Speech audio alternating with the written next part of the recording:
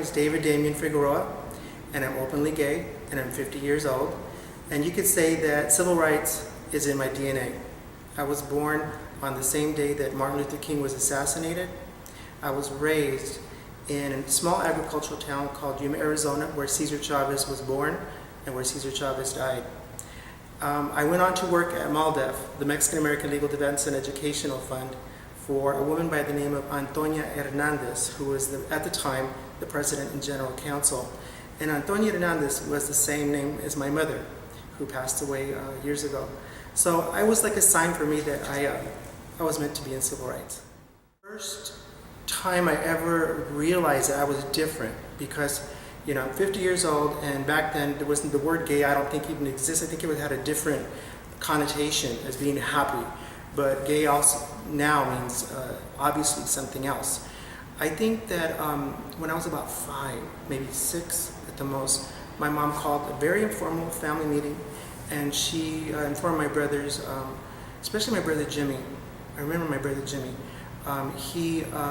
That I was different, that I was special, and that they needed to promise mommy that they would always take care of Damian, Didi.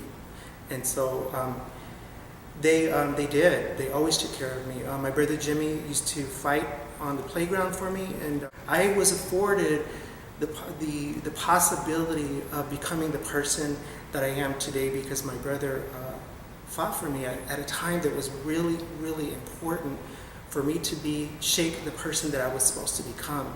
And I know that there's people that go through life and they don't have someone that advocates for them, protects them against bullies on the playground and wherever. And I'm forever grateful to my brother, who is now gone, and I totally understand the value of what he did for me. Some of the people that inspire me the most, or have inspired me the most, is my mom, of course. My mom was a person that saw possibilities. She created an environment where we could see ourselves in those possibilities, and I will be forever grateful with her. We went through some very, very hard times, and my mother did some amazing, amazing things to keep us together, to keep us directed and focused in the right way.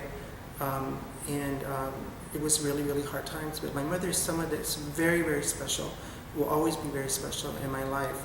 I hear her voice in my mind, every time I go somewhere. If I'm going through a hard time, I hear my mother's voice. If I'm going through a happy time, I hear my mother's voice. And her voice has left an indelible impression in my mind.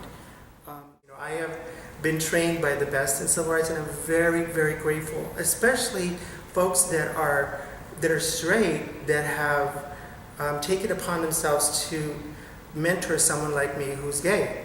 And I look to Antonia Hernandez, I look to Dolores Huerta, I look to folks like Jose, I look to folks like Thomas Saenz, Richard Chavez, brother of Cesar Chavez. I was given a rare opportunity to learn from the best in civil rights, and I will be always forever grateful. And with that comes a great sense of responsibility and a great sense of duty. I'm standing here in a 1930s scene replica of a debate that was going on in the 1930s, where folks would stand on soapboxes. The term "get off your soapbox," that's where that term comes from. And so people would talk about the issues of the day, and they would debate them.